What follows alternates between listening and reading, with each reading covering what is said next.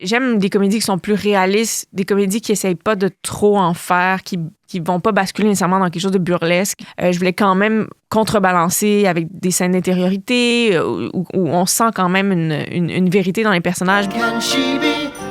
Pardonnez-moi d'interrompre un instant la musique, mais nous avons un invité de marque que j'aimerais accueillir comme il se doit. Aujourd'hui, notre invitée nous vient de loin puisqu'elle vient du Québec, en la personne de Chloé Robichaud. Bonjour Chloé, comment vous allez ? Bonjour, ça va très bien, très heureuse d'être là. Bah ouais, on est très heureux aussi de vous accueillir. Alors cette semaine, vous venez nous présenter votre 4e long métrage, Deux femmes en or, renommé Deux femmes et quelques hommes en France. Oui. Déjà, première question. Pourquoi ? Est-ce que vous savez pourquoi on l'a renommé comme ça en France ?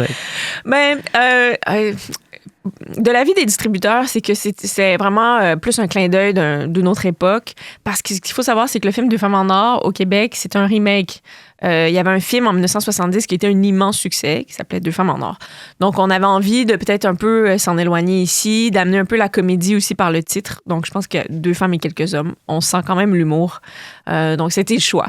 Et donc vous, est-ce que vous pouvez nous parler un petit peu plus de cet impact qu'a le film original de 1970, c'est ça 1970 du réalisateur Claude Fournier. Ouais. Et c'est quoi un petit peu l'équivalent que nous on aurait c'est quoi Emmanuel, je vous dirais que c'est un peu, pas tout à fait dans le ton, mais quand même, c'était le même genre d'élan, révolution sexuelle. Il y avait comme soudainement un décloisonnement. On se déshabillait carrément à l'écran. Et Deux femmes en or, ça incarnait vraiment ça. Vraiment la révolution tranquille au Québec. Et ça avait été un immense succès box-office. Pendant 30 ans, ça a été notre plus grand succès box-office. Pouvez-vous croire, c'est quand même énorme. Parce que les gens étaient curieux. Les gens n'avaient jamais vu de la nudité comme ça à l'écran. Donc, il y avait eu, je pense, 2 millions de Québécois qui étaient allés le voir. Ce qui est grandiose. Là. Ouais. Quasiment inégalé. Ouais. Ok, et vous, du coup, quand vous arrivez, quand vous avez le projet Deux femmes en or, le remake, vous n'avez pas eu l'envie aussi de changer le titre, du coup, comme ce qu'ils ont fait les distributeurs en France? Non, parce que justement, c'est tellement un film culte au Québec qu'on voulait assumer l'hommage, le clin d'œil. Puis je voulais assumer aussi que je revisitais, autrement dit, cette partie-là, ce pan-là un peu de notre histoire. Après ça, on l'a vraiment modernisé, là, on s'entend, là, c'est vraiment... on a repris les thématiques. L'âme du film est encore là, mais après, c'est vraiment avec des enjeux d'aujourd'hui. On est allé beaucoup plus en profondeur et un point de vue beaucoup plus féminin aussi sur le désir féminin dans le film. C'est ce que j'allais vous dire. Vous, c'est quoi votre rapport aussi personnellement avec donc l'œuvre de 70 Qu'est-ce que vous en pensez? Moi, c'est drôle parce qu'on l'avait étudié à l'université, dans mes cours de cinéma, j'ai étudié en cinéma. Puis on en parlait surtout, c'est ça, comme un truc un peu ringard, une espèce de farce érotique. Et pourtant, quand je l'avais vu, je m'étais dit, OK, c'est vrai que, bon, honnêtement, la réalisation est un peu voyeuriste par moment, mais il faut se replacer en 70. Mais en quelque part, il y avait quand même quelque chose d'ultra féministe dans l'idée que c'était deux femmes au foyer qui se réappropriaient leur désir dans leurs termes. Et moi, ça, je trouvais ça fort. Donc, quand Catherine Léger, qui est la scénariste, m'a approchée en me disant, moi, j'ai envie de faire un remake, j'ai dit oui tout de suite parce que je trouvais que ça avait quelque chose d'important à dire. Oui, puis vous le dites, donc Catherine Léger, c'est elle qui a écrit donc une pièce à partir de Femmes en or, c'est ça? Et donc vous, votre film, c'est adapté de sa pièce, donc c'est vraiment plein d'adaptations. C'est elle qui s'est aussi occupée de l'adaptation au cinéma. Comment vous êtes donc vous retrouvés sur ce projet? Elle vous a appelé, c'est ça? Oui. Catherine Léger, il faut savoir, c'est vraiment une dramaturge et une scénariste quand même assez connue au Québec, au Canada. Ouais, on la connaît en France pour le Babysitter, voilà, notamment, que Monia Chokri a réalisé. Que Monia Chokri a réalisé, mais qui était écrit par Catherine. C'était une de ses pièces aussi. Puis moi, j'étais allée voir pratiquement toutes les pièces de Catherine. J'étais une grande fan. Et on s'était croisés quelques fois. Souvent, je lui disais, j'ai l'impression pour vrai qu'on ferait un bon duo. Il y a quelque chose dans ton humour, dans tes dialogues, dans le ton, son féminisme aussi très décomplexé avec de la nuance. Je dis, j'ai le goût qu'on travaille ensemble. Et finalement, après quelques années, elle m'a appelée et elle a dit, je pense que j'ai le bon projet. Et c'est comme ça que... Mais j'ai pas co-scénarisé, mais j'ai quand même été très impliquée là, dès le début, les premières versions de scénario. Je lisais beaucoup. J'ai pu vraiment mettre mon grain de sel. C'était drôle aussi parce que toutes les scènes d'intimité, de sexualité n'étaient pas vraiment décrites dans le scénario. Catherine est assez pudique. C'était vraiment juste écrit comme « ils font l'amour » ou comme « ils s'embrassent ». Et donc, j'ai quand même une belle liberté à ce niveau-là aussi pour créer. Là. Ok, et à l'écrit déjà, pour un petit peu densifier ces scènes-là, mais ou juste au moment de la réalisation quand vous dites ça? Ben, même à l'écrit, pour que aussi toute l'équipe ait une vision claire de où est-ce qu'on s'en va, que les acteurs sachent. Mais après, pour ce qui est de ma vision aussi, puis de comment les personnages allaient comme développer leur courbe un peu personnelle par rapport à cette quête-là de désir, d'émancipation sexuelle, j'ai eu quand même beaucoup de liberté, puis ça, c'était bien, là.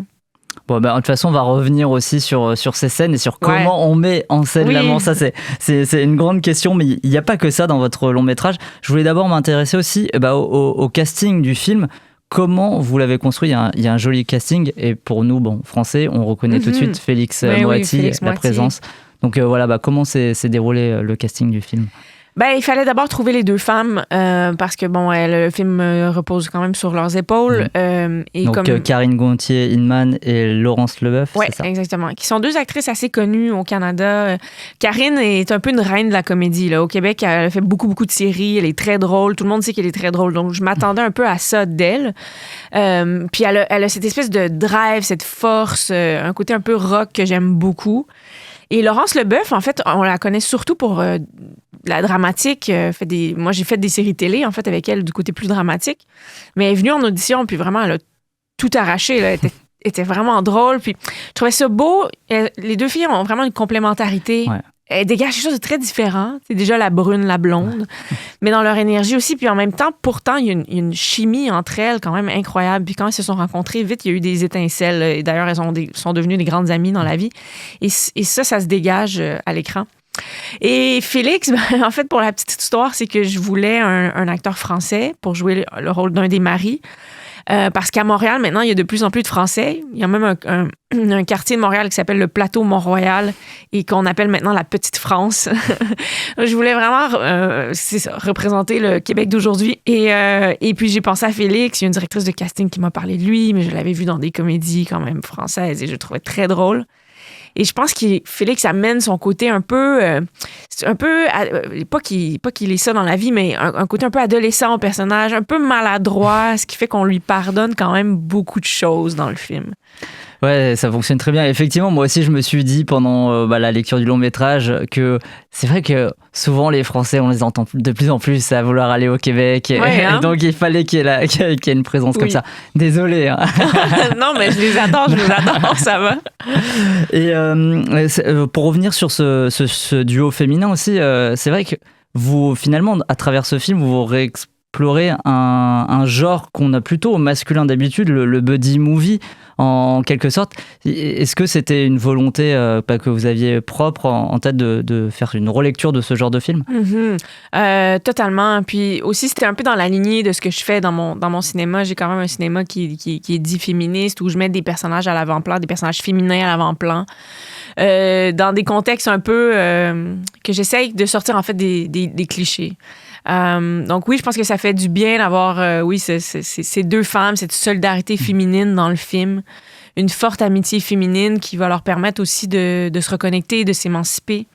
J'étais assez fière de pouvoir travailler sur ce film. Ouais, il y a ce parallèle aussi qui se crée au fur et à mesure du film entre cette sororité entre donc Florence et Violette. Violette, ouais, et l'amitié entre Benoît et David qui est assez drôle. Qu'est-ce qui vous intéressait dans ce contraste? Déjà, en fait, il y a un contraste, oui, mais je sens que c'est 4 personnages qui partagent tous un peu la même chose, où ils sont pas connectés à eux-mêmes, ils veulent pas entendre la vérité de ce qu'ils vivent ou de ce qu'ils ressentent. Et à un moment donné, force est d'admettre dans le film qu'ils doivent se confronter à ça, à leurs besoins, à leurs limites. Donc pour moi, c'est ça, c'est des personnages qui sont plus pareils que différents, qui partagent plus, qui ont plus en commun qu'on le pense. Et un petit mot aussi au casting de Juliette Garrier-Épy, que nous, on a vu aussi en France pour La Chambre Rouge. Ouais. Moi, j'avais trouvé ce film vraiment génial. Je crois que c'était mon top 1 de l'année il y a 2 ans. Un très bon film de Pascal Plante. Ouais. Qu'est-ce qui vous a amené du coup à la caster? Parce que là, elle est vraiment dans un rôle complètement différent que dans Les Chambres Rouges. Mais c'est ça qui est beau avec Juliette. C'est vraiment quelqu'un qui sait se transformer, qui est très original aussi dans ce qu'elle a proposé. Moi, je l'avais aussi, comme vous, adoré dans Les Chambres Rouges. Je l'ai connue comme ça. Et je l'ai vu en audition et j'ai tellement aimé la fraîcheur avec laquelle, je sais pas, elle regardait le personnage, mais elle a un côté très franc, très, en bon français, no bullshit, très authentique. Et c'est vraiment le personnage qui est le plus vrai du film. Et moi, c'est ce que j'adore de son personnage. Elle dit toujours la vérité pour le meilleur et pour le pire. Je sais pas, elle a un casting assez unique et formidable, beaucoup de talent. Effectivement, de ces scènes naissent souvent beaucoup d'humour avec les scènes avec Félix Moati. C'est un genre de film que beaucoup de gens considèrent souvent comme mineur. Pourtant, c'est génial et dur à faire en même temps, l'humour. Vous, comment vous travaillez la mise en scène de l'humour? Il y a tout un truc autour de la rythmique et tout, j'imagine. Mais c'est vrai qu'on a cette impression que la comédie, c'est peut-être moins impressionnant. Mais pourtant, ça demande effectivement beaucoup de finesse, de doigté. Tout est dans le rythme. Où est-ce qu'on met les ponctuations, que ce soit dans l'intonation des choses, mais les ponctuations aussi dans le montage. Mais moi, je dirais, en tout cas, mon type de comédie, j'aime des comédies qui sont plus réalistes, des comédies qui n'essayent pas de trop en faire, qui vont pas basculer nécessairement dans quelque chose de burlesque. C'est ce que je voulais faire attention à ça. Je voulais pas tomber non plus dans une espèce de comédie à sketch. Ça aurait pu être ça, Deux femmes et quelques hommes. Je voulais quand même contrebalancer avec des scènes d'intériorité où on sent quand même une vérité dans les personnages. Mais je dirais que quand on a un texte comme celui-là, qui était déjà tellement drôle à la base, il faut juste pas trop en faire. Souvent, c'est ça que je disais avec les acteurs, c'est comme...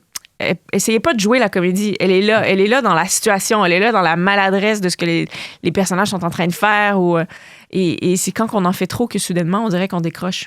Et vous, quand vous êtes sur le tournage et que vous tournez donc une scène qui est normalement à but de faire rire, est-ce que vous demandez aux comédiens aussi et aux comédiennes de rejouer avec différentes intonations, ou vous essayez toujours de garder ce que vous avez répété?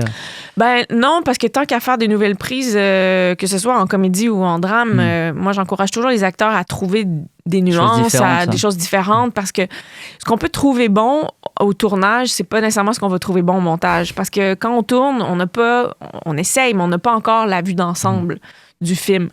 Donc, c'est le fun parfois d'essayer, des fois de pousser un petit peu plus loin, surtout en comédie. OK, là, on essaye une prise où on le pousse, ou après ça, on ramène, puis on essaye de trouver le bon dosage. Et dans votre film, on a aussi donc à de nombreuses reprises des scènes de sexe. Ouais, on n'a même pas besoin des guillemets. On l'assume. On a un peu un balai dans le cul parfois en France, donc c'est pour ça qu'on dit ça, non? Au Québec aussi, ça peut arriver le balai. Ma question, elle est donc simple. Comment on prépare et comment on met en scène et en image des scènes d'amour? Heureusement, depuis quelques années, et c'est fou que ça fasse comme juste 4 ans, mais il y a un nouveau rôle au cinéma, je crois qu'en France aussi, mais qui est coordonnatrice d'intimité. Donc, comment on met en scène? On commence par avoir une idée, une vision. Donc, moi, je réfléchis un peu à ce que j'imagine et j'en parle avec cette coordonnatrice-là qui s'appelait Mimi, qui était formidable. Et elle faisait un peu le pont entre moi et les acteurs pour expliquer cette vision-là et s'assurer qu'eux sont confortables, voir c'est quoi leurs limites à eux. Et je trouve que d'expérience, les acteurs sont beaucoup plus à l'aise de communiquer ça à quelqu'un d'autre que le réalisateur. Parce que tu veux plaire un peu au réalisateur, tu veux pas dire non, c'est difficile de dire non. Donc moi, j'aime qu'il y ait quelqu'un un peu entre nous. Puis après, c'est même un peu marrant, mais on fait les chorégraphies avant le tournage de ces scènes-là. Un peu comme si on chorégraphiait une cascade quelconque entre deux personnes qui se bagarrent. Là, c'est carrément la même chose. Et on avait même soufflé un matelas gonflable dans mon bureau de production. Et avec les acteurs, on faisait les scènes. Puis Mimi, c'est ça, la cordo, était là pour donner des idées, pour leur montrer aussi comment faire semblant, parce qu'évidemment, on fait semblant. Et sur le plateau, après ça, tout est clair. Il n'y a pas de zone grise. Les acteurs se sentent justement beaucoup plus libres parce qu'ils savent dans quel cadre ils vont jouer ces scènes-là. C'est assez chouette. Mais ouais, c'est vrai que c'est ce que j'allais dire, et tu le soulignais là, dans le cinéma d'action, on a toujours eu des chorégraphes de combat, tout ça, et pourquoi on n'a jamais eu l'idée jusqu'à maintenant d'avoir aussi des chorégraphes pour les scènes de sexe? Oui, parce qu'il y a eu des abus. J'en ai vu un peu, pas quand je réalisais, mais puis plein d'acteurs m'ont raconté des anecdotes que c'est absolument inacceptable. Donc, tant mieux que là, on a réagi. Là. J'ai trouvé l'image de votre film très chaleureuse. Est-ce que vous pouvez nous parler aussi de votre travail donc avec Sarah Michara, la directrice photo du film? Ouais, Sarah Michara a un immense talent canadien. Sarah que j'aime beaucoup, mais oui, on voulait amener beaucoup de couleurs dans le film, beaucoup de chaleur. Pour moi, c'est un film justement qui est en quelque part réconfortant, qui fait du bien, qui est feel good. Je voulais embrasser cette folie-là aussi, le côté ludique du film, par l'aspect un peu pop des couleurs. On a tourné en pellicule, ce qui est quand même de plus en plus rare. On a même tourné dans le exact même format que le film de 1970. Donc, c'était aussi un peu un hommage. Mais j'adore la pellicule, le grain. On dirait que ça amène une nostalgie. Pour moi, c'est vraiment le cinéma. En tout cas, moi, le cinéma de mon enfance, là, nécessairement. Je suis née en 88, donc les films des années 90 étaient encore tous en pellicule. Et je trouve que ça marque une distance aussi avec tout ce qu'on voit. On est tellement habitué de consommer des séries maintenant à la télévision. Donc, je trouve que d'amener la pellicule, c'est de marquer c'est ça. Il y a une différence entre les deux médiums. C'est clair que ça fait du bien et ce truc de la pellicule fait du bien quand on voit votre long métrage. J'imagine que c'était peut-être pas simple, par contre, niveau production, de faire passer la pilule de la pellicule. Ouais, c'est un coût supplémentaire. C'est un coût supplémentaire. Il fallait vraiment que je le justifie parce qu'on parle de quand même de plusieurs dizaines de milliers de dollars de plus. Mais aujourd'hui, les producteurs sont très contents puis ils comprennent ce pourquoi je voulais le faire. Mais j'expliquais aussi le fait que le film se passe beaucoup dans des huis clos. On est quand même dans des appartements, dans des chambres à coucher. Oui, il y a des belles scènes d'extérieur, là, mais je me disais, mais si on veut amener le cinéma dans le film, moi, je pense que c'est justement par la pellicule, puis et mettre de l'argent aussi dans les décors, dans les couleurs, dans le choix des matériaux. On a quand même beaucoup réfléchi aussi les costumes, parce que sinon, je pense ça aurait pu tomber à plat, tu sais, de juste être dans des intérieurs, des murs blancs. En numérique, entre 4 murs, j'ai l'impression que en tout cas, on aurait perdu de cette belle chaleur-là. Je peux te reprendre cet argument si la prochaine fois je suis face à un producteur qui veut pas que je tourne en pellicule. Ouais, exactement, absolument. C'est un bon argument, merci. Pourquoi il y a certains plans du film qui sont, je crois que c'est à 2 reprises, mais je sais pas, ça va marquer, qui sont intentionnellement flous au premier plan? Je sais pas si tu vois. Oui, il y en a un, j'en ai un en tête. Ouais. Mais j'ai l'impression d'en avoir vu 2. Au deuxième. Mais... Le deuxième, c'est peut-être une erreur. Ouais. Mais oui, il y en a un en particulier. Ouais. C'est des choses des fois que j'aime faire, de jouer un peu avec ça, mais il y a le personnage de Violette qui est en train de tirer son lait tout en pliant des vêtements, fait son lavage. Et on la sent complètement perdue dans sa tête. Et pour moi, c'est justement de mettre le focus sur le mur à l'arrière et de la garder comme hors foyer, la garder floue. Ça représente un peu cette espèce d'état d'esprit où elle est plus en contact avec elle-même. Et là, comme soudainement, elle entend, si mon souvenir est bon à ce moment-là, une fameuse corneille, qui est une métaphore dans le film, et le focus revient vers elle. Et c'est comme si là, elle commence à avoir une illumination. Et elle va d'ailleurs, après ça, tirer son fameux tire-lait dans la poubelle. Donc, c'est chouette des fois de réfléchir un peu aussi le jeu de foyer, le jeu de focus d'une façon qui est plus créative. Et tu parlais de la corneille aussi, c'est aussi une très très bonne idée qui est déployée pendant tout le long métrage. C'était pas dans l'original non plus. Non, c'était pas dans l'original. C'est une idée de la scénariste qui est une belle métaphore en fait du désir que ces personnages-là ne veulent plus écouter, ou tout ce qu'ils gardent un peu à l'intérieur à un moment donné sont comme forcés d'entendre. Cette corneille-là est comme un rappel de l'interdit. Et cette corneille, donc on l'entend dans cette résidence qui a une place particulière dans le film. Et c'est quasiment un personnage à part entière en fait du long métrage. Est-ce que c'était compliqué de trouver ce décor, et est-ce que tu peux nous parler de ce que tu voulais faire passer à travers ce décor précis? C'est assez incroyable. Non, ça n'a pas été compliqué parce que je me souviens quand j'ai lu le scénario, j'ai googlé, j'ai écrit sur Google, j'ai écrit coopérative d'habitation Montréal. Et là, il y en a tout de suite une qui sort et je la trouve fabuleuse. Elle ressemblait un peu à une prison. Mais une jolie prison, mais comme des lignes très droites, des fenêtres très filiformes, rectangulaires, et tout de suite, et une cour intérieure magnifique qui se prêtait bien au jeu de regard du scénario. Donc, j'ai tout de suite voulu celle-là. On les a rapidement approchés. Et il a fallu un peu les convaincre, là, parce qu'on a quand même été là pendant quasiment 2 mois à l'intérieur, à l'extérieur. On a vécu un peu avec eux. Mais oui, le lieu est un personnage. Et ce que je trouve beau de ce lieu, c'est que il donne soi-disant l'impression que tous ces personnages-là vivent en communauté, vivent en harmonie. Mais au final, tout le monde est un peu derrière son balcon, derrière sa fenêtre. Tout le monde se juge un peu. Tout le monde est un peu quand même déconnecté. Et j'aimais la comparaison, j'aimais la métaphore avec la vie d'aujourd'hui, où on est supposément tellement connectés, je veux dire, avec nos téléphones, avec les médias sociaux, mais pourtant, on est tous un peu cachés derrière nos téléphones. Donc, c'était intéressant, la mise en scène, de l'exploiter. Et il y a un petit jeu aussi, je trouve, avec tous ces jeux de regard, tout ça, à la fenêtre sur cour, même si c'est pas du tout le même type de film. Non. Mais j'y ai aussi pensé par moments, je sais pas si tu l'avais aussi en tête. Oui. Ben, dans les référents de certains plans, oui. Mm-hmm. T'as une grosse expérience aussi donc, sur les plateaux de séries télé. Tu le disais d'ailleurs pendant l'interview.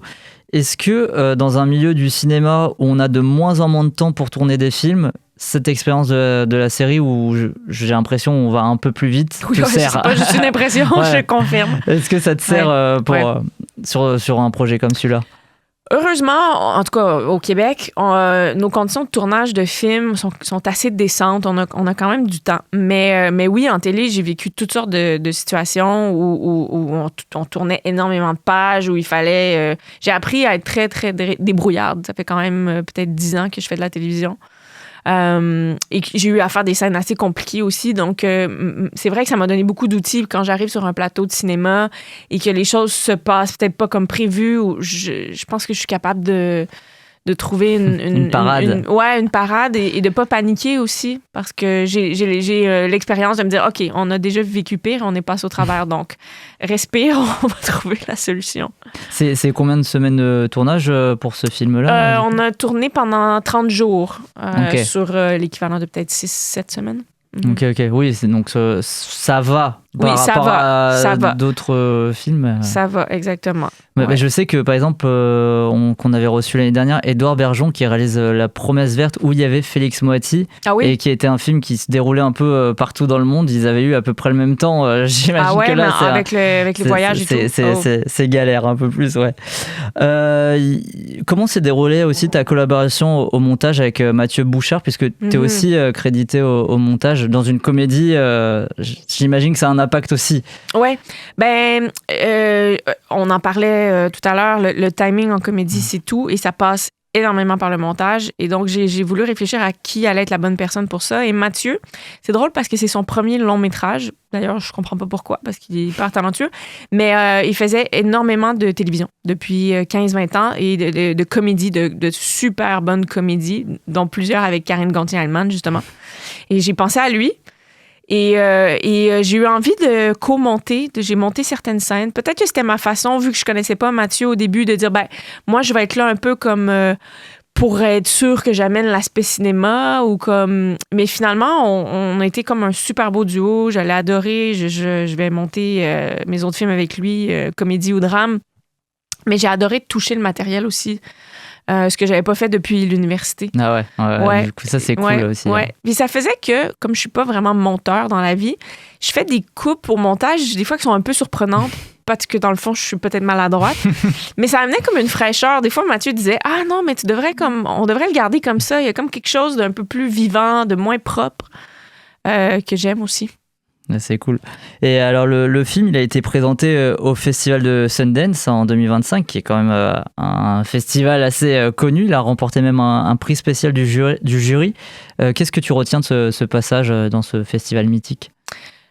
C'était incroyable. C'est incroyable d'avoir la chance de vivre une expérience comme celle-là. J'ai tellement aimé Sundance. C'est très humble aussi comme festival. C'est vraiment pour l'amour du cinéma indépendant.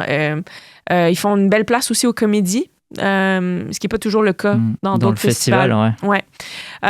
Donc, c'était juste merveilleux de vivre ça, de gagner un prix en plus. Ça a quand même changé des choses dans ma carrière, dans la carrière du film. Le film voyage beaucoup depuis 1 an.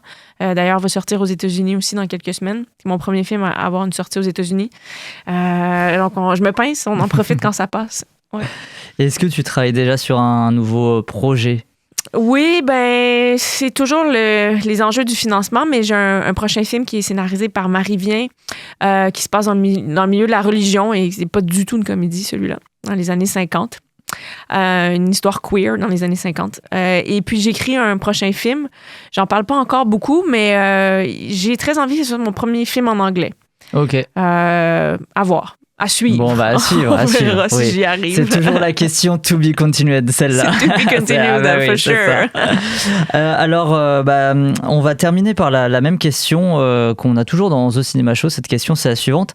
C'est quoi le dernier film que tu as découvert au cinéma ou même à la maison que tu aimerais recommander? C'est drôle parce que je suis cinéaste, mais je vois plus assez de films. J'ai des jumeaux de 4 ans, donc je suis une maman quand même occupée. Et donc c'est Baby Shark, le film que tu vois. Baby Shark et Cars. Je sais pas si vous connaissez Cars, oui. Mais je l'écoute beaucoup. Mais oui, quel film j'ai vu récemment, mon Dieu? Ah, mais Un simple accident. Ouais. Ouais, non, ça c'est Simple comme Sylvain de Jafar Panahi, mais j'ai adoré Simple comme Sylvain aussi. Je suis resté, tu vois, j'ai été trop fermé, Québec, donc tu vas me proposer un film québécois. Mais mais vous savez quoi, parlons de Simple comme Sylvain, parce que j'adore. Parlons des deux. J'adore Simple comme Sylvain, j'adore le cinéma de Mania Chokri, c'est un cinéma très libre, très audacieux. Toujours des belles réflexions aussi sur comment, elle aussi, comment on présente les femmes à l'écran, comment on présente le désir féminin à l'écran. Très beau film, bien filmé. Et Un simple accident, le scénario, en fait, m'a sidéré. Là, et il y a certains plans fixes, très, très lents, très longs. J'imagine que tu penses au final avec l'arbre. Je ne veux pas trop en révéler, mais c'est tout, ça paraît tout simple, hein, mais c'est d'une précision. Je manque de mots, mais c'est un film à voir absolument. Merci beaucoup pour tes 2 recommandations. Très différents, 2 films vraiment différents. Ouais, mais finalement, Simple comme Sylvain, c'est un simple accident pour le personnage principal du film. Oui, c'est vrai. Par contre, je peux pas dire l'inverse, je crois que je peux pas le dire. Non. On rappelle du coup, Chloé Robichaud, que ton film 2 femmes et quelques hommes est en salle en France depuis mercredi dernier. Et on vous invite donc à le découvrir parce que c'était vraiment très très cool. Merci à toi. Merci pour la belle entrevue. Can she be late for her dinner?